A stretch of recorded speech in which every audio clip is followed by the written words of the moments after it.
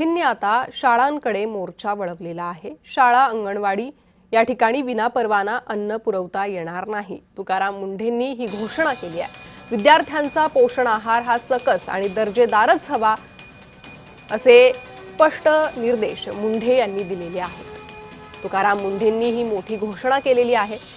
त्यामुळे त्यांनी आता शाळा महाविद्यालय अंगणवाड्यांकडे आपला मोर्चा वळवल्याचं दिसतंय।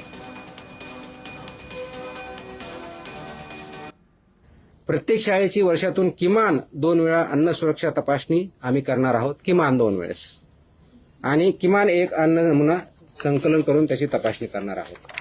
तर ह्या ऑर्डर आम्ही ऑलरेडी आमच्या विभागाला दिलेल्या आहेत आणि त्याचे इम्प्लिमेंटेशन आपण करणार आहोत।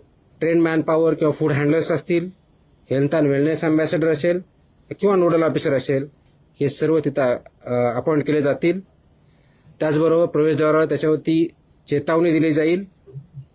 त्याच्यावरती लिहिलेलं असेल की HFSS चे प्रॉडक्ट इथं विक्री करण्यास किंवा ॲडव्हर्टाईज करण्यास किंवा फ्री विकण्यास किंवा तिथं वाटप करण्यास मनाई आहे, हे त्यांच्या गेटवरतीच किंवा दरवाजावरती ठळक अक्षरामध्ये बोर्ड लिहिला जाईल, सो दॅट ही एक वॉर्निंग सर्वांना असेल। त्याचबरोबर पेरेंट्स यांना सुद्धा त्याच्यामधून अवेअरनेस तयार होईल आणि हेल्दी फूड आपल्या मुलांमध्ये जाईल, हे अपेक्षित आहे। तर अन्न औषध प्रशासनाचे आयुक्त तुकाराम मुंढे यांनी एक बेधडक निर्णय घेत शाळेच्या 50 मीटर आजूबाजूचे सगळे जंक फूडचे स्टॉल बंद करण्याचा निर्णय घेतला। या निर्णयाला पालक देखील पाठिंबा देताना पाहायला मिळतायत। या पालकांशी संवाद साधलाय आमचे प्रतिनिधी भाग्यश्री प्रधान यांनी।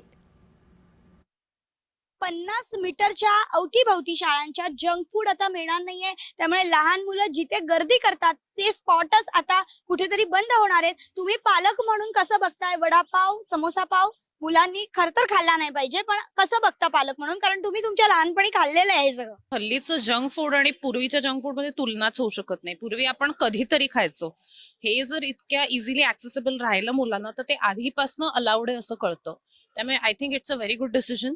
शाळेत फॅसिलिटी असलेली नक्कीच बरोबर म्हणजे बेटर असते, पण मला हेच वाटतं की जे काही खाणं सर्व होईल ते खूप हायजिनिक हेल्दी असलं पाहिजे। ह्याची शाळेने काळजी घेतली पाहिजे आणि त्याच्याप्रमाणे शाळेत या सगळ्या गोष्टींचा वापर आणि असा सगळा हे झाला पाहिजे, कारण शेवटी at the end of the day मुलं खूप इम्पॉर्टंट आहेत। स्कूलमध्ये आणि इव्हन या अशा पान टपऱ्या वगैरे या बंदच केल्या पाहिजेत आणि शक्यतो आपण ऍज अ पेरेंट मुलांना म्हणजे या गोष्टी नाही दिल्या पाहिजेत, अवॉइड केल्या पाहिजेत। तुकाराम मुंढेंचा 50 मीटरवर कोणतंही खाणं मिळणार नाही हा निर्णय कितपत टिकतोय आणि त्याची कितपत अंमलबजावणी आता होतीये हे बघणं सगळ्यात महत्त्वाचं ठरणार आहे। व्हिडिओ जर्नालिस्ट ललितसह मी भाग्यश्री प्रधान आचार्य, जय महाराष्ट्र, मुंबई।